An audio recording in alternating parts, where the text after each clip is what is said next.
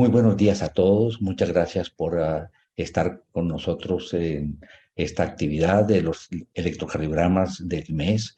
Es una actividad para los que no conozcan de qué se trata, en la que tratamos de escoger casos clínicos con sus respectivos electrocardiogramas de los pacientes que hemos visto en las últimas semanas y de los que hemos aprendido algo, bien sea porque es un caso distinto, porque es algo que no lo conocíamos previamente, porque se nos pasó por alto, cometimos alguna equivocación en la interpretación, en fin, todos son detalles que de pronto nos enseñan y es lo que queremos, que entre todos compartamos esos casos clínicos y aprovechemos la presencia de internos, de residentes, de los fellows, de los profesores y aprendamos de sus perspectivas, de sus opiniones, de sus visiones de todo esto.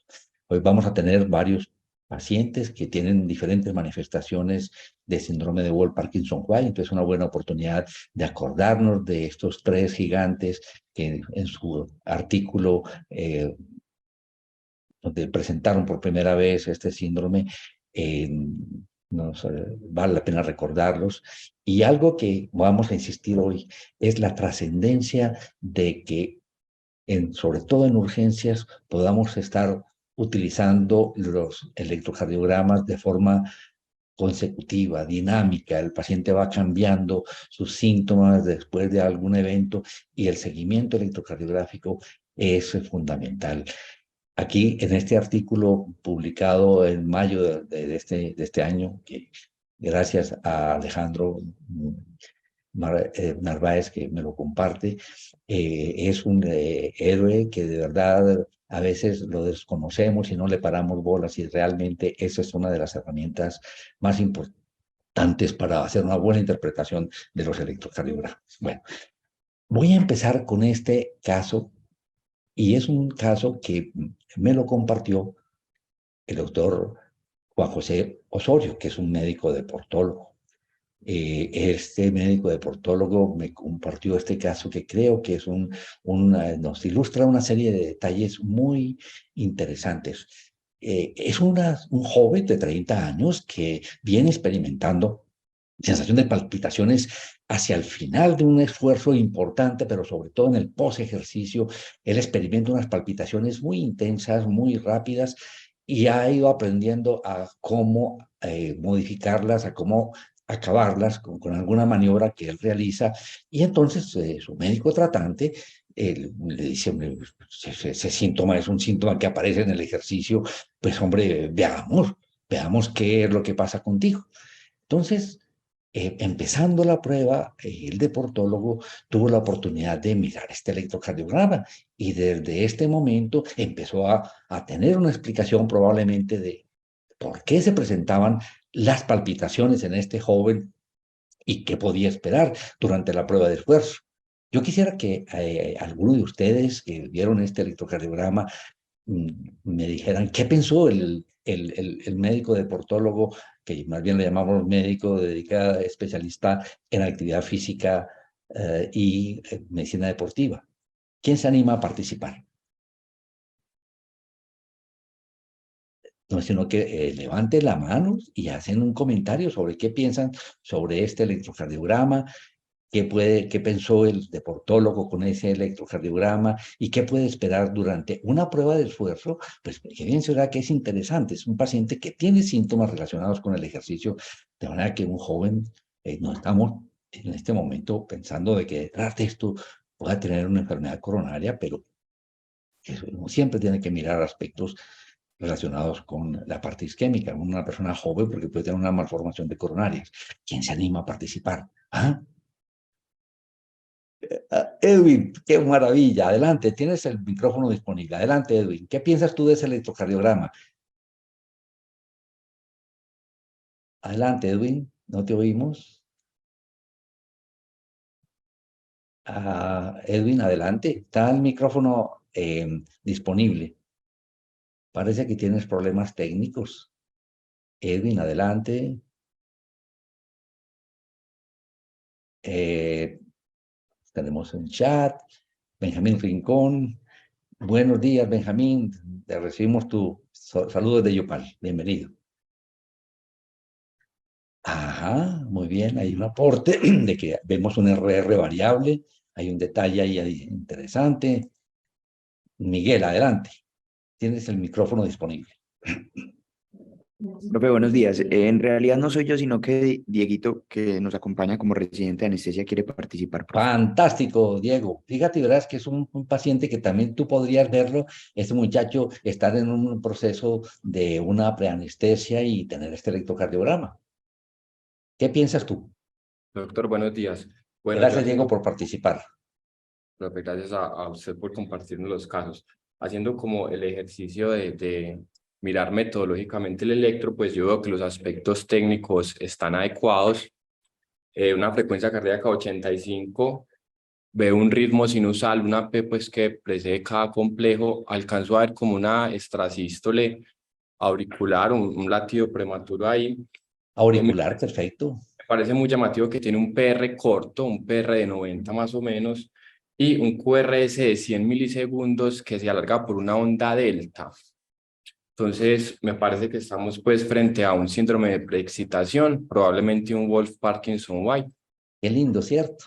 Muy bien, entonces ya el paciente no tenía ese diagnóstico. Entonces mira qué lindo al poder mirar juiciosamente el electrocardiograma y pensar que es un paciente con palpitaciones. A mí no se me puede pasar un síndrome de preexcitación, un síndrome de Wolff-Parkinson-White en un muchacho de 30 años, que pueda pasar alguna cosa en el futuro con él. De manera que mira qué tan importante es eso. Bueno, entonces mira, Diego, no te me vayas porque te voy a mostrar qué pasó con el ejercicio en este paciente. Entonces, mira, en la fase de reposo se tomó en posición de pie y ya uno empieza a ver que se acentúan los cambios de repolarización en V3. Ya empieza la primera etapa de ejercicio, mira los cambios que se van dando en V3, ya está en la segunda etapa, está en 154 latidos por minuto. Y miren cómo se va acentuando ese segmento ST. Es la razón por la cual si uno le hace una prueba de esfuerzo a una persona que tiene una preexcitación, va dando cambios del segmento ST que son relacionados con los cambios de repolarización propios de la despolarización anormal que tiene el paciente que tiene un síndrome de preexcitación. Entonces, miren ustedes lo que está pasando con ese segmento ST, que uno diría, uy, este paciente tiene una cosa coronaria. Es propio del paciente que tiene una preexcitación estos cambios durante el ejercicio. Entonces, llega un momento en el cual llegó al máximo, 184 latidos por minuto, y miren lo que pasó allí. Miren lo que pasó allí. No sé, Diego, si captas cuál es la diferencia de este momento que estábamos en el máximo, mira, estábamos en la etapa de 3, 4 millas por hora y 14% de pendiente. ¿Qué ocurrió aquí? Mira el electro previo, mira V2, V3, V4, y mira aquí lo que estamos viendo en este momento. ¿Qué piensas tú, Diego? ¿Qué pasó con esa prueba de esfuerzo y qué ocurrió en ese momento?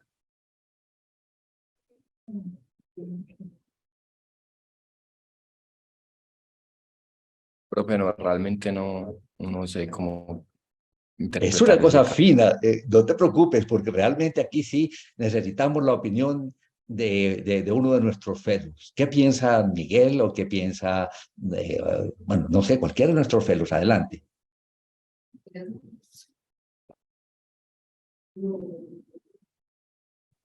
Miguel, Profe, ¿te pues animas? acá lo estoy tratando de analizar, profe. ¿Me puede mostrar otra vez el electro? Ahí te voy a mostrar aquí la diferencia Porque comparando. Mira lo en que, el primero tenemos un segmento ST, profe, pero que está muy horizontalizado. correcto, pero mira la morfología del QRS, que bien lo dijo Diego, ese QRS está modificado, aparece una onda delta, hay un PD corto. Sí, Estamos señor. en 184 latidos por minuto ahora, muy difícil de poder ver si hay P o no hay P, que es una de las cosas difíciles, pero sí parece que estuviéramos en ritmo sinusal. Entonces, ¿qué es la diferencia que hay? ¿Y por qué le hace uno prueba de esfuerzo a un muchacho que tiene una preexcitación para demostrar que, Miguel? Profe, que está haciendo como un patrón de bloqueo de rama derecha. A ver, ¿quién se anima a opinar? Vamos a ver, en los chat hay, ¿quién más se anima? Carolina, adelante. No tienes el micrófono, te lo vamos a asignar, perdónanos. Eh, Carolina, espera un segundito. Carolina, te damos el micrófono. Juan José Pino también el micrófono. Adelante, jóvenes. Profe, ¿me escuchan? Sí, señorita, adelante.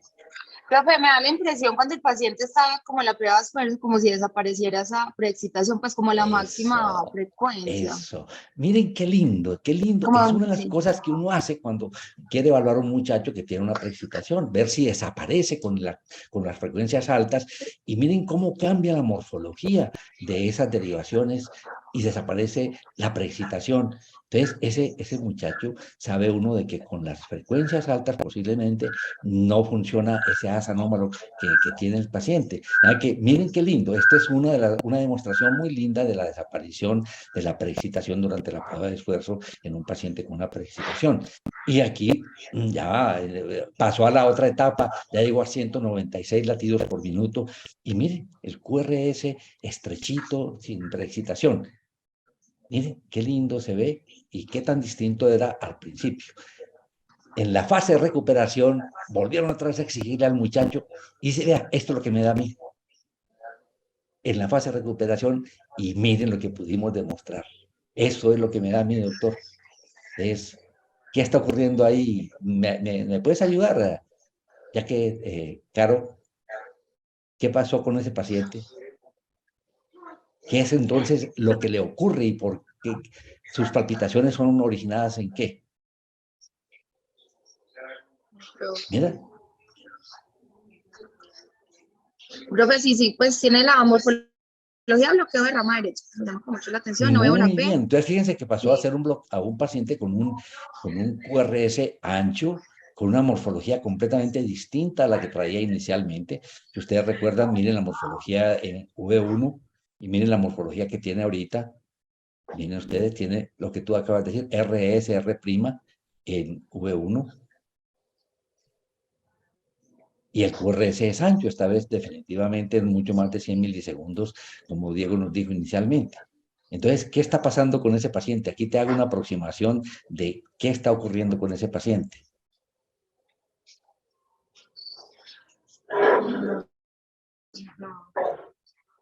No sé, profe, no sé qué pasa. Pero sí. Muy bien, fíjate, das qué reto tan chévere. ¿Quién se anima a dar una opinión sobre eso? Ay, ay, ay.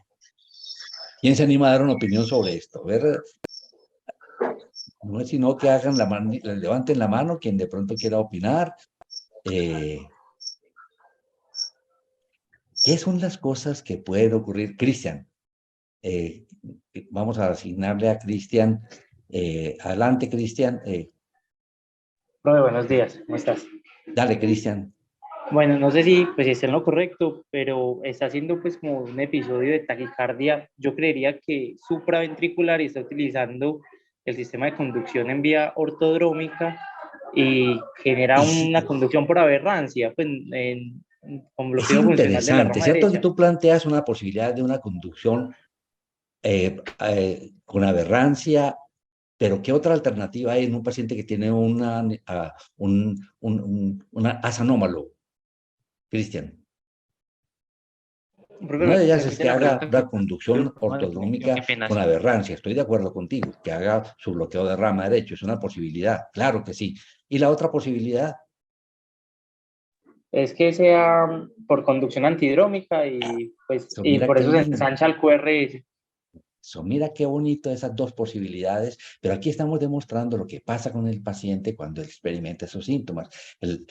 El muchacho hace su maniobra vagal que hace él y entra otra vez a ritmo sinusal con su frecuencia bajita, ya está en la recuperación y se ve otra vez el pericorto y la onda delta.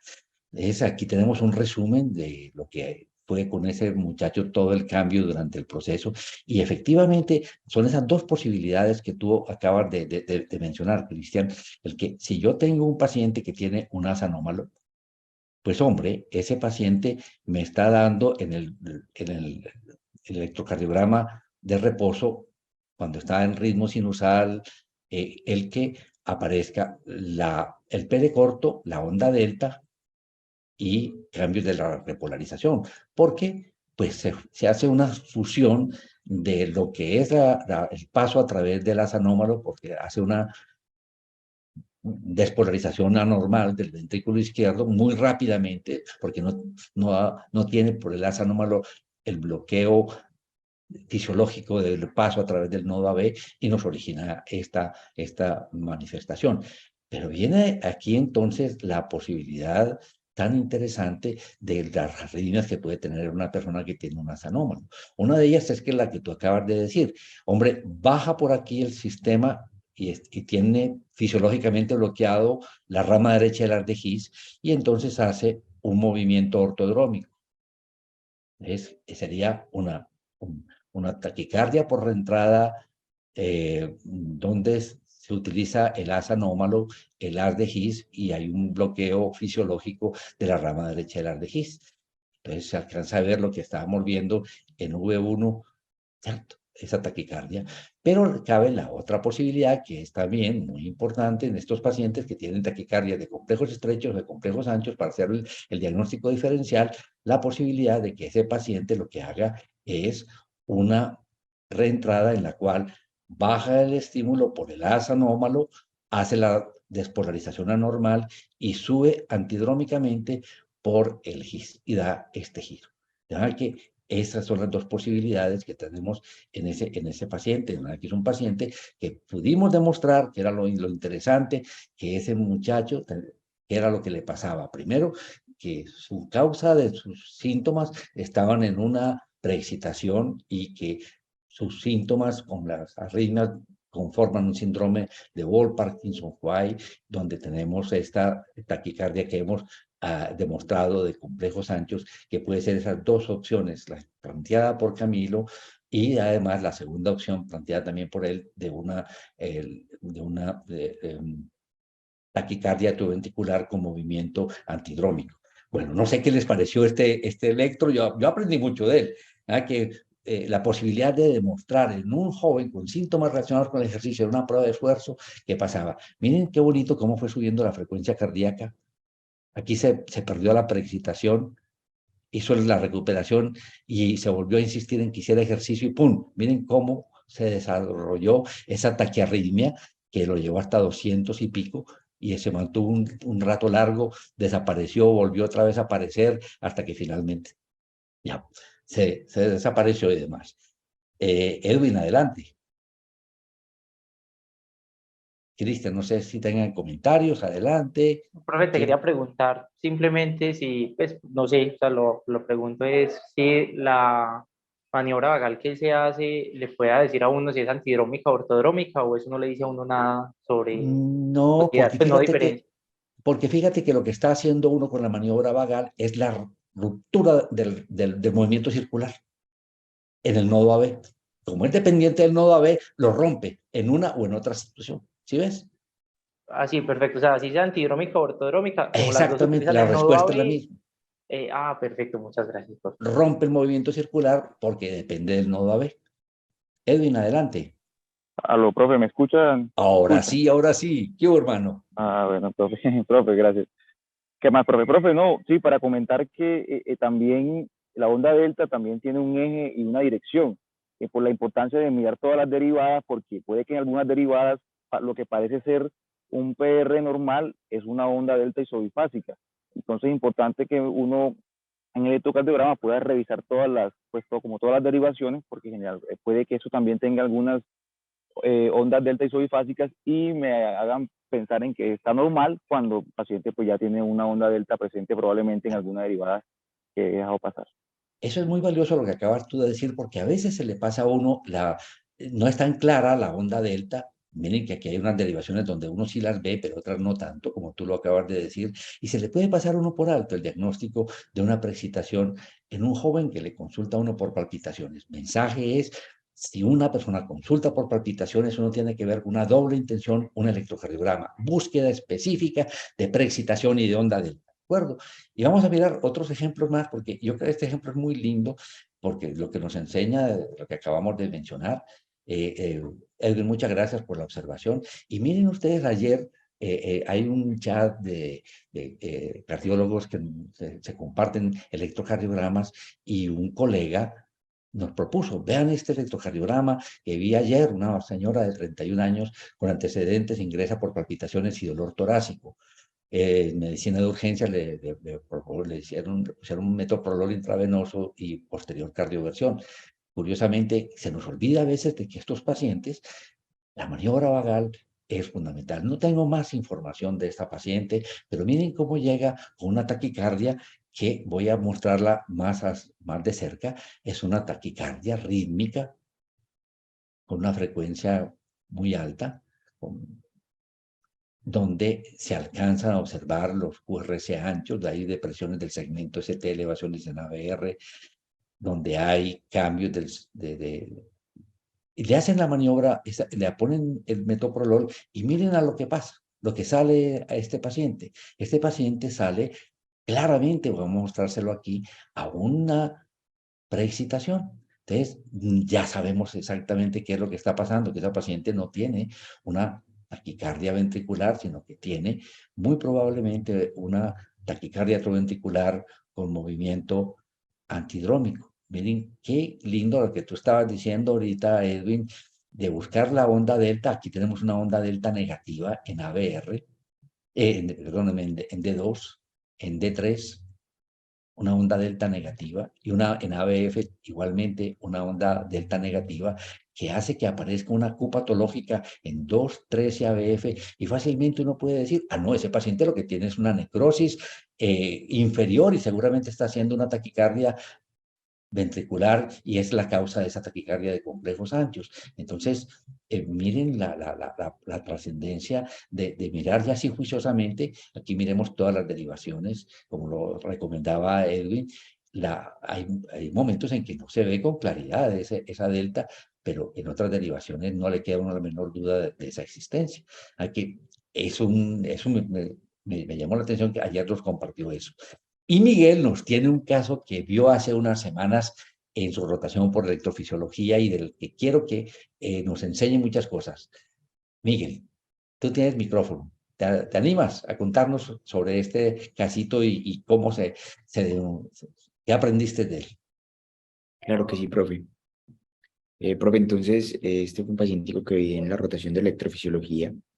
Un día estábamos pues ahí en la oficina con los profes y uno de los médicos de urgencias, uno de los cardiólogos de urgencias, subió a mostrarnos este casito porque obviamente le pareció pues muy retador. Era un hombre de 56 años, profe, que había sido remitido de Belmira, ya se desempeñaba como agricultor y al hombre le gustaba tomar traguito cada que podía. A nosotros, pues, o al hospital lo remitieron porque tenía una sospecha de un síndrome coronario agudo por este electrocardiograma, que se lo habían tomado en el pueblo y después de esto le administraron metoprolol oral y amiodarona y lo remitieron a la institución. Sin embargo, cuando llegó al hospital, se le reinterrogó nuevamente al señor y en ningún momento había presentado un cuadro de dolor torácico. Lo que el señor sí nos refería es que había presentado varios episodios de palpitaciones en los últimos 7 meses, pero que ninguno de ellos lo había colapsado ni le había causado pues como otros síntomas relevantes, profe. Entonces nos traía este electrocardiograma. No sé si hacemos el ejercicio que lo tratemos de interpretar con alguno de los asistentes y luego contamos lo que nosotros encontramos. Bueno, es un retador, de manera que si alguno de los compañeros se anima a enfrentar este electro y cómo lo manejamos, sería maravilloso. ¿Quién se anima? No se preocupen, y aquí todos nos equivocamos cuando tratamos de hacer interpretación, otras veces lo hacemos muy bien, como ustedes han visto, y no nos sentimos incómodos. La verdad que no se preocupen. Ánimo. ¿Quién se anima a presentar la discusión? Miguel, están muy parcos. Edwin, adelante. Hola, profe. Bueno, Adelante, profe, Edwin. en este electro entonces, iniciando pues por la primera derivada, observamos en D1, pues tener el eje como desviado hacia la izquierda, está positivo en D1. Tiene lo que parece ser de pronto pues, pensaría uno que puede ser una onda P, de todo ahí antes del QRS, pensaría uno en la dirección D1. Parecería ser pues, pero en las otras no se confirma exactamente. Vemos derivadas, pues en general, es una taquicardia de complejos anchos, se observan unos complejos, pues como que unos complejos anchos en general, y llama la atención, pues también, bueno, en ABR inicia como positiva, pues como la primera deflexión del QRS positivo, y en las derivadas precordiales, que usted nos mostró esto también, profe, y uno cuando se enfrenta con ese tipo de taquicardias que uno de QR ancho y uno, la idea pues es hacerle diferentes algoritmos, aplicarle los diferentes algoritmos que uno, pues aplicándole, por ejemplo, en B1 tiene una deflexión positiva completa, en B1 y casi que en las derivadas en general las precopiales. Entonces, yo ante la duda me podría ir por una taquicardia ventricular, profe. Muy bien. Miguel, ya vimos a Edwin retándose con este electrocardiograma. Tú estás cerquita de Edwin y le vas a contar cositas de qué cosas debe mirar y cómo lo interpretaría. ¿Qué opciones hay? Entonces, muy interesante el análisis que hace Edwin, profe. Y creo que sí, cuando uno se enfrenta a una taquicardia de complejos anchos es lo primero que uno debería tratar de hacer, profe. Obviamente ayudarse un poquitico de la epidemiología y el cuadro clínico del paciente para definir cuál es la posibilidad de que sea una taquicardia ventricular o una taquicardia supraventricular que tenga otras características y que también nos pueda causar dentro del electrocardiograma ese QRS ancho, profe. Entonces, Como decía ahorita Cristian, ¿cierto? La posibilidad de que tengamos una taquicardia supraventricular con aberrancia o que sea de pronto un movimiento atrioventricular antidrómico en un paciente con una precipitación, son cosas para tener en mente ante la historia del paciente y el cuadro clínico del paciente, ¿no? claro que sí, profe. Hay otras cosas que pudieran también causar eso, serían pues un ritmo de marcapasos que esté acelerado o un Ajá. paciente que esté tomando algún medicamento que nos retrase la conducción auriculoventricular. Entonces, obviamente, la doctora que nos presentó el casito ya había tratado de aplicarle esos criterios de taquicardia ventricular al electrocardiograma y cumplía que tenía concordancia positiva, pues por Brugada, por ejemplo, tenía concordancia positiva y criterios morfológicos en B1, profe, y cuando se aplica Berekei, también hay una onda RS inicial en ABR mayor de 40 milisegundos que también aplicaría para una taquicardia ventricular. Sin embargo, no la convencía como del todo esa historia de todo ese tiempo de palpitaciones, que fuera una TV pues como tan marcada y que nunca lo hubiera colapsado. Entonces, afortunadamente ya teníamos un electro en ritmo sinusal de este paciente que también es muy interesante y que ella nos compartió. Este. Sí, señor. Ajá. Y entonces, Miguel. Entonces, definitivamente nos llamó muchísimo la atención que ese PR también parecía estar como corto, profe. Y que había algunas derivadas, por ejemplo, acá B5, B6, B4 no tanto, pero B5 y B6 en las que pareciera que se empezara a insinuar ahí una onda delta, profe. Miren ustedes qué tan difícil esa parte, hay que mirarlo con mucho detenimiento, ¿no? Exacto. Muy bien. Entonces, ¿cómo se interpretó todo esto, Miguel? Profe. Entonces, el profe que evaluó el electrocardiograma en ese momento puso como dos posibilidades diagnósticas, una que fuera una taquicardia fascicular, pero en realidad era como más poniéndola ahí como un diagnóstico diferencial que no cumplía casi ninguno de los criterios de taquicardia fascicular, pero sí le parecía que pudiera tener una vía accesoria con conducción antidrómica, profe. Y se decidió llevar a la paciente a un estudio electrofisiológico, pues al paciente, perdón, a un estudio electrofisiológico, y efectivamente, profe, se encontró que el paciente tenía una vía accesoria inferior paraseptal, que el profe en ese momento le realizó la ablación, se hicieron pues como todos los controles en el estudio electrofisiológico, y al día siguiente tuvimos el electro de control, que era un electro, pues, profe, en el que había pues una resolución completa de esa vía accesoria luego de la ablación. Lamentablemente, profe, no estuve buscando mucho ese electro de la posablación y no Muchas gracias, Miguel. me perdió, profe. Bueno, miren qué bonito todo lo que hemos venido mostrando en diferentes casos de pacientes con preexcitación con síndrome de Wolff-Parkinson-White y sus manifestaciones. No sé si tengan alguna pregunta, algún comentario los profesores, los compañeros. Bienvenidas las observaciones, las recomendaciones de los compañeros y de los profesores. Edison, adelante. Profe, buenos días y buenos días para todos. No, muy interesantes los casitos. Yo de pronto quería mencionar que si bien es cierto que por mucho tiempo se han utilizado estratificaciones no invasivas en los casos de preexcitación, como mirar si la preexcitación es intermitente o es constante, o lo de la prueba de esfuerzo, ver si desaparece en frecuencias altas. Las últimas guías de la Sociedad Europea de Cardiología sobre taquicardias supraventriculares sugiere más una estratificación invasiva con estudio electrofisiológico en estos pacientes, entendiendo que no siempre la estratificación no invasiva resulta ser lo mejor o lo más adecuado por algunos estudios más recientes que muestran que aún pacientes que por estratificación no invasiva se consideran de bajo riesgo podrían hacer las arritmias. Ellos tienen en cuenta más unas consideraciones sobre profesiones de riesgo para aún más darle un nivel de mayor recomendación, pero en términos generales la recomendación está más hacia una estratificación invasiva por lo general en estos pacientes. Y pues obviamente ya todo paciente que tiene síntomas como es este caso y estos casos que se han mostrado y que ya tienen evidencia de la arritmia, pues la necesidad de la ablación. Muchas gracias. No, muy valiosos tus observaciones, Edison.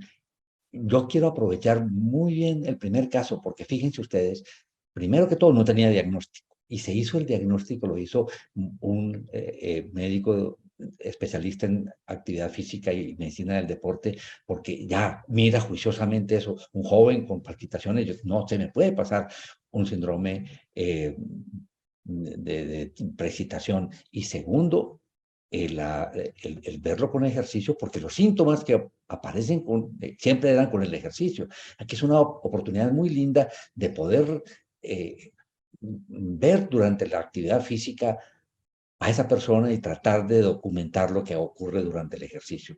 Aparece una bradicardia, aparece una hipotensión, aparece una arritmia como la que tuvimos en este muchacho. Entonces, es una indicación muy linda de la prueba de esfuerzo, síntomas relacionados con el ejercicio. No sé si tengas algún comentario adicional, Edison o Jairo. ¿Pasamos al siguiente? Bueno, muchísimas gracias. Natalia, yo creo que este paciente nos lo compartiste tú. ¿Tú quieres contarnos? Sí, profe. Entonces les cuento, este caso lo vimos durante ¿sí me están escuchando? Lo vimos durante la primera semana de la rotación en cardiología, un paciente de 68 años con antecedentes relevantes de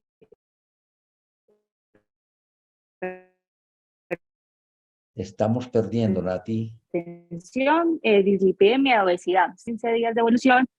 Entonces habla de mejor. Ahora sí, ahora te oímos mejor. Bueno, entonces el paciente con un cuadro de 15 días de evolución de un dolor torácico. El dolor inicialmente solo aparecía con el ejercicio físico y luego de haber caminado, digamos que varias cuadras. Él describía que más o menos 4 a 5 cuadras. Este dolor empezó a cambiar en la última semana, tanto en intensidad como en relación con el esfuerzo. El paciente ya describía que el dolor básicamente se presentaba en reposo. Esto lo llevó a consultar a la unidad local de salud y hay algo muy bonito y es que al paciente cuando llega le hacen este electro. En el electro observamos de forma importante que en las derivadas precordiales B2, B3, B4 y B5 hay una inversión de la onda T de ramas asimétricas. Este hallazgo lo sumaron a la clínica del paciente más un marcador de daño miocárdico. Le hicieron unas troponinas que inicialmente le hicieron rolado al paciente, quedaron por debajo del percentil 99. Pero lo más bonito del caso es que los médicos que atendieron al paciente recordaron este patrón típico que uno puede observar en el electrocardiograma, que es el patrón de Wellens. En este caso, con las ondas bifásicas iniciales que vimos, sería tipo 1. Y asociado a todo lo que hemos leído y estudiado con usted, profe, que asociado al patrón, el dolor anginoso reciente, que puede haber una elevación mínima del biomarcador, ausencia de ondas Q patológicas, mínima elevación del ST y una adecuada progresión de la R, pues sin pérdida de la progresión de la R, nos cumplía inicialmente para un Wellens tipo 1, en el que usted está mostrando ahora ya con un patrón de Wellens tipo 2, con unas ondas T simétricas profundas. Entonces remiten al paciente aquí a la institución donde él persistía con el dolor. Aquí se realiza el marcador de daño miocárdico y estaba en 1900. El paciente se programó para coronariografía y mientras estuve en observación, el dolor fue el más intenso que presentó. Y aquí de manera muy bonita vemos cómo hay una elevación del ST. Entonces el paciente se lleva inmediatamente a coronariografía emergente y se encuentra una lesión crítica de la descendente anterior, como lo esperábamos para la correlación con ese patrón de Wellens, y tenía una alta carga trombótica. Entonces es un electro que le enseña mucho a uno porque realmente a veces no ven, digamos, que la elevación del marcador de daño miocárdico y excluyen al paciente del estudio y se olvida de este patrón que de entrada ya nos hablaba de una posible lesión crítica en la descendente anterior. Natalia, muchísimas gracias por toda esa descripción y ese aprendizaje. Mira, el seguimiento electrocardiográfico en el que tú insistes es definitivamente muy, muy importante. Y justamente ahorita, el 1 de mayo, Alejandro Narváez me compartió este artículo aparecido en JAMA Internal Medicine, donde vuelven a insistir la trascendencia de tener un seriado de los electrocardiogramas, que a veces es el héroe que le saca uno adelante, pero eso lo tenemos casi que olvidado. Es un héroe que se nos olvida aprovechar mucho más esto. Alejandro, adelante. Profe, hola, buenos días. Pues como para dejar un datico que yo creo que a veces uno estudia y se le olvida al preguntarse el porqué de las cosas, y es que últimamente ha venido cogiendo mucha fuerza el concepto del dolor de pecho con patrón electrocardiográfico que requiere una reperfusión urgente. Y es que entonces uno no puede entender que el patrón de Wellens es una estenosis crítica aislada o una estenosis de la descendente anterior aislada, sino que hace parte del espectro de un síndrome coronario agudo que simplemente reperfundió espontáneamente, y la manifestación del electrocardiograma es esa onda T invertida de reperfusión. Es decir, un paciente que cuando tuvo el dolor muy posiblemente tuvo una oclusión completa de la arteria y que simplemente cuando llega a urgencias, nosotros lo que estamos viendo es el reflejo de esa onda T, de esa onda T de reperfusión que se ve así negativa. Es por esto que ya muchos autores dicen que el fenómeno de Wellens, el síndrome de Wellens, el síndrome de las T de Winter y las T isquémica hace parte de ese espectro de un síndrome coronario agudo que simplemente o está en una fase temprana o que simplemente reperfundió, y que por esto es que son patrones que deberían llevarse tempranamente a un cateterismo. Y también pues muy bonito como vimos ese patrón, profe, del QRS triangular onda lambda, que da pie a pensar en que posiblemente ese paciente sí tenía, ya se estaba ocluyendo, y que el electrocardiograma simplemente lo cogimos en esa fase o en ese punto de la evolución de su enfermedad. Por eso es que es importante ponerle cuidado a estos patrones. Muchas gracias, Alejandro, y gracias por compartirnos igualmente este mensaje de la importancia de hacer seguimiento electrocardiográfico. Bueno, Alejo, yo te molesto porque no sé si el doctor Santiago Giraldo está con nosotros hoy, pero él nos comparte unos casos fabulosos y de los que aprendemos mucho. Este fue uno de los casos que el doctor Santiago nos compartió. Es un señor de 60 años, consumo frecuente de alcohol, tabaquismo leve, Consultó por 3 horas de dolor de pecho intenso mientras caminaba. En su casa tuvo disnea intensa y debilidad generalizada, por lo cual consultó. Y llega con este electrocardiograma. Llega este electrocardiograma, ¿cómo lo interpretamos, Alejandro? ¿O cómo lo interpretó el médico? ¿Cómo crees tú que fue la interpretación que hizo? Profe, pues espérate, sí, ahí Santi lo vi conectado, yo ya le asigné el Ah, sí, micrófono. fantástico. Santi, si tú quieres hacer algún comentario, ahorita después de que Alejandro haga el comentario. Hola, profe. Si quiere, dejemos que Alejandro o los muchachos, pues las demás personas conectadas nos Perfecto. cuenten. Muchas gracias y muchas gracias por todos los aportes, Santi. Adelante, Alejandro. Profe, no, pues lo primero es que cuando un paciente tiene dolor de pecho, no nos podemos dejar sesgar por el segmento ST, que creo que fue una de las enseñanzas en alguno de los EKG previos, y es que uno siempre tiene que mirar todos los elementos que hacen parte de la lectura sistemática del electrocardiograma. Pues lo primero que uno ve en el electro es que no podemos diferenciar una clara onda P, eh, que ya empieza a pensar uno, bueno, ¿cuál es el ritmo de este electrocardiograma? Lo segundo también que llama la atención es el bajo voltaje que estamos viendo en el plano frontal. eh, y ya pues tercero, que es lo que uno, pues por lo general siempre va a ir a buscar, son los cambios en el segmento STT, que lo más llamativo es que hay un infradesnivel en B1, B2 y B3, y que hay unos cambios en la onda T, que vemos que está plana en toda la cara frontal, y al mismo tiempo pues un cambio llamativo es que la onda T es mayor, pues tiene mayor amplitud en B1, B2, B3 comparada con B4, B5, B6. Pues todos estos hallazgos sumados a un paciente que se presenta con un dolor de características típicas, pues lo harían pensar a uno, hombre, ¿será que tiene un infarto sin elevación del ST? Sin embargo, pues recordamos que hay la cara inferobasal del corazón no se ve en el electrocardiograma de 6 derivaciones. Entonces, ¿qué nos toca hacer? Pues solicitar derivadas posteriores para buscar la elevación, que recordemos que es significativa cuando mide medio cuadrito, es decir, 0,05 milivoltios. Y pues ahí ya estamos viendo que muy posiblemente lo que tuvo este paciente es un infarto oclusivo, es decir, un infarto que se beneficia de revascularización emergente, y muy posiblemente pues el compromiso fue por la arteria circunfleja.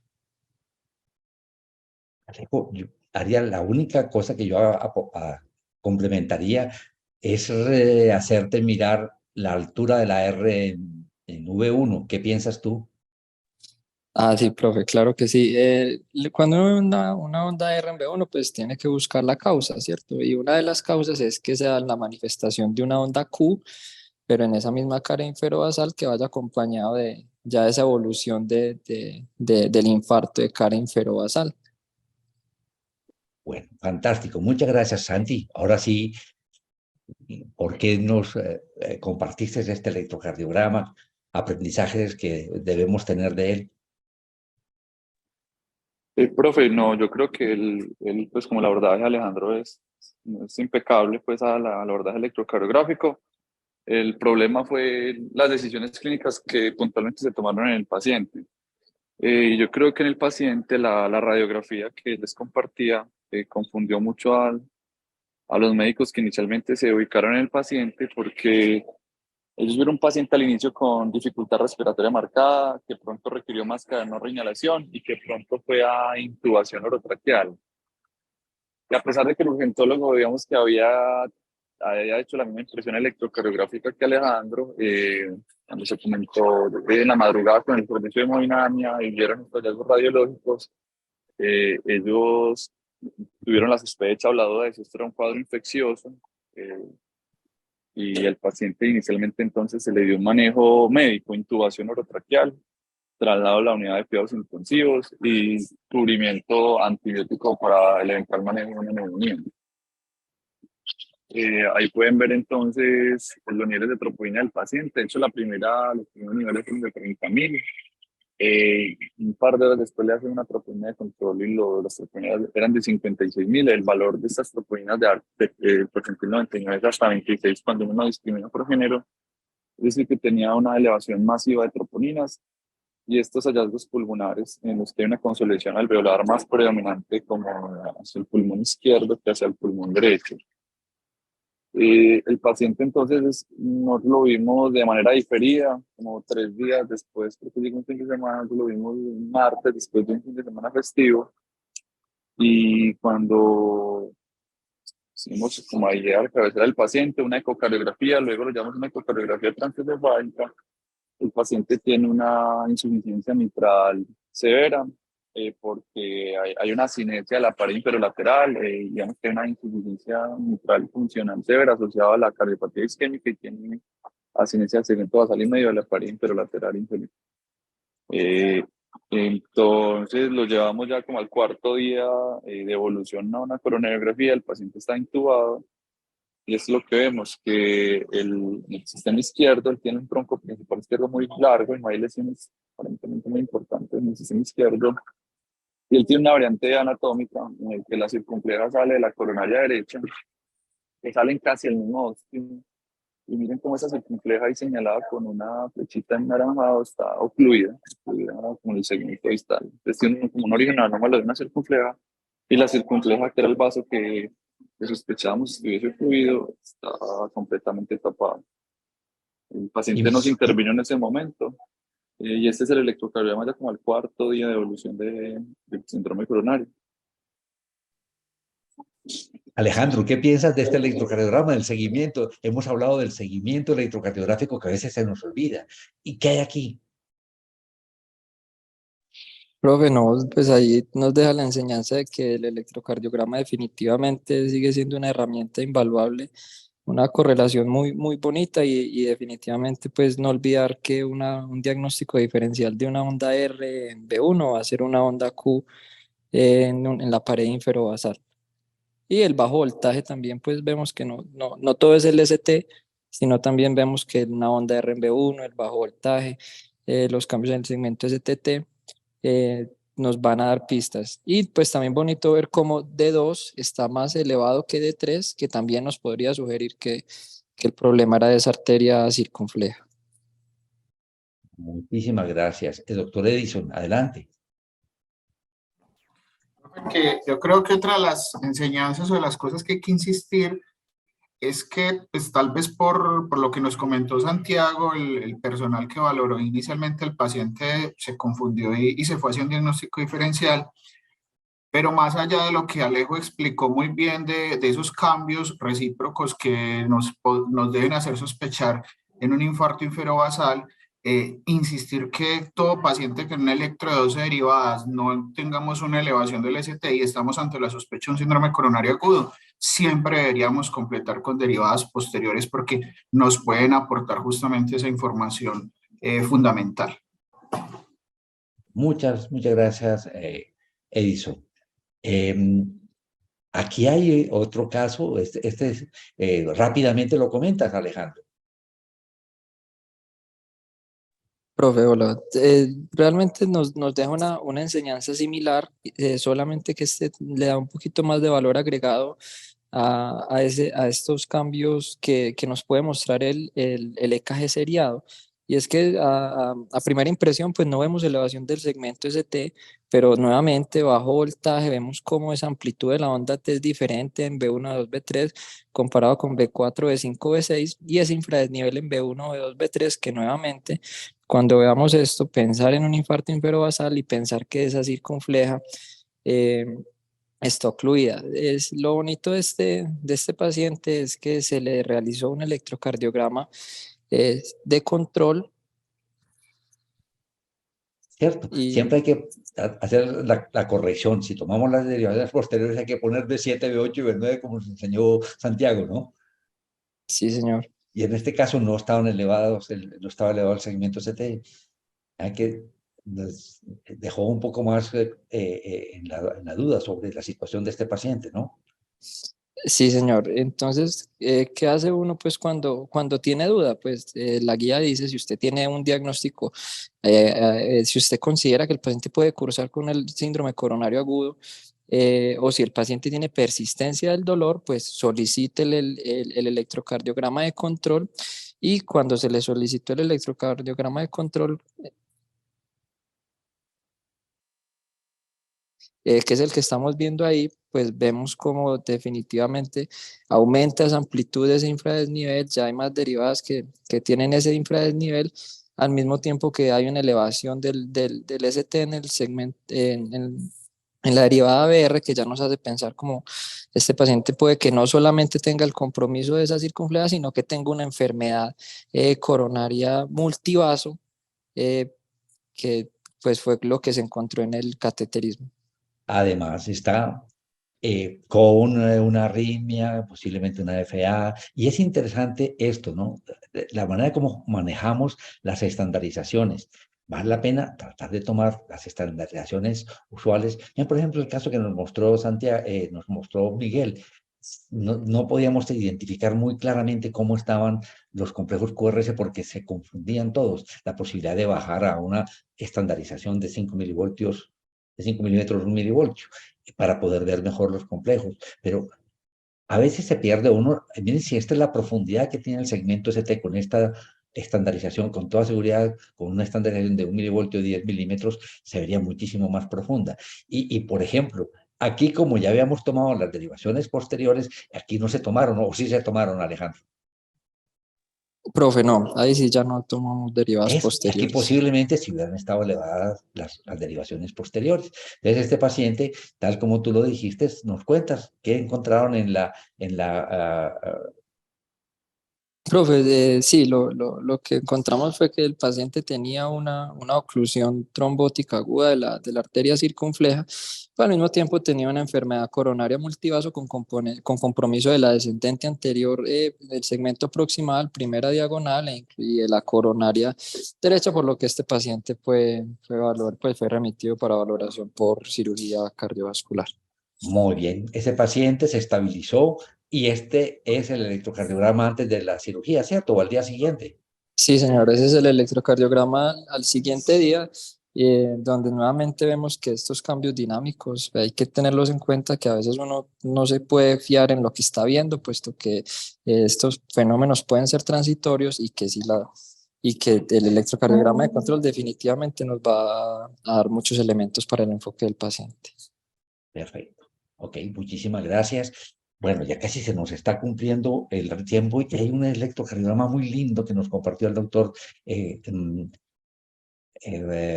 Edison, y creo que vale la pena que lo comentemos rápidamente. ¿Quién se anima a discutirlo? No sé si Emilio, ¿quieres hacerle comentario? Varios me lo pasaron, porque esto yo creo que les impresionó a todos y de aquí aprendemos muchas cosas. En este último ratico, ¿por qué no nos cuentas, Emilio, qué aprendemos de este caso tan ilustrativo?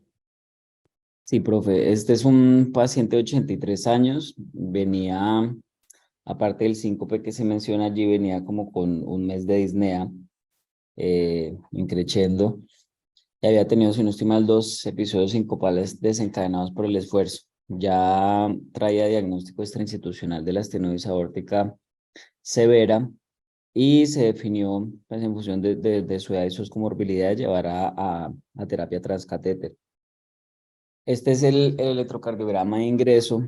Incluso el paciente al ingreso no tenía coronariografía para la estratificación antes de la terapia de reemplazo valvular, y por los cambios que tenía de la onda T en las precordiales, se había sospechado que pronto pudiera tener también enfermedad coronaria. También los vemos acá en D1 y en ABL, asociada además a unos criterios de hipertrofia del ventrículo izquierdo. Ese era el electrocardiograma inicial, y el paciente no refería a síntomas adicionales. Y de hecho sí ya tenía, como decía, síntomas de falla cardíaca, y tenía una función ventricular reducida. Entonces, hola Emilio, Acá estoy, profe. ya, adelante. Entonces, con todos estos elementos que se tomó la decisión de colocarle una TAVI, ¿cierto? Sí, señor. Sí, señor.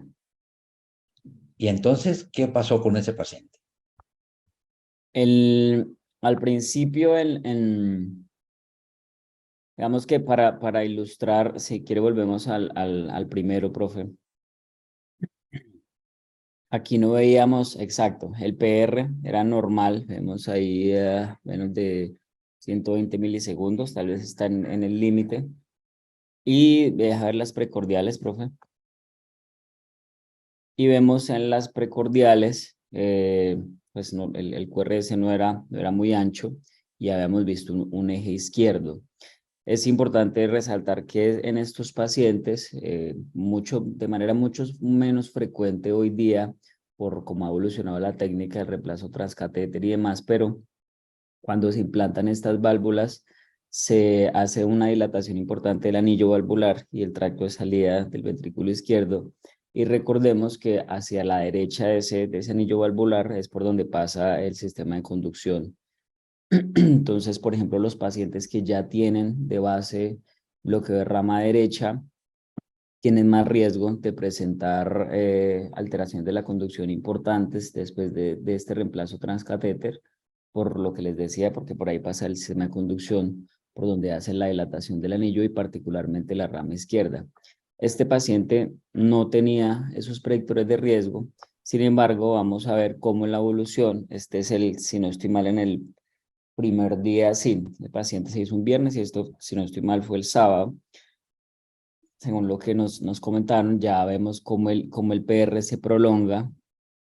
Aquí vemos, si no estoy mal, más de 200 milisegundos. Sí, cerca de 200 milisegundos. El eje se va a la derecha, ¿no? Y el eje cambia hacia la derecha. Miren la positividad de la polaridad del QRS en B1. El eje se va hacia la derecha.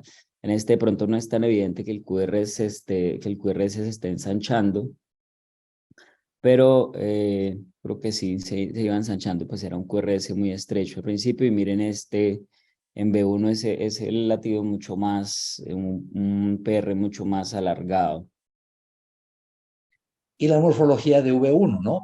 Claramente cambió de una Sí, el eje cambia completamente. S profunda a una R alta. QR alta, que QR alta. nos dice la rama derecha y posiblemente el fascículo posterior, ¿no? Hay un bloqueo de primer grado, hay un bloqueo del fascículo posterior y de la rama derecha del arc de His. Profe, ¿me deja ver en el anterior las del plano frontal?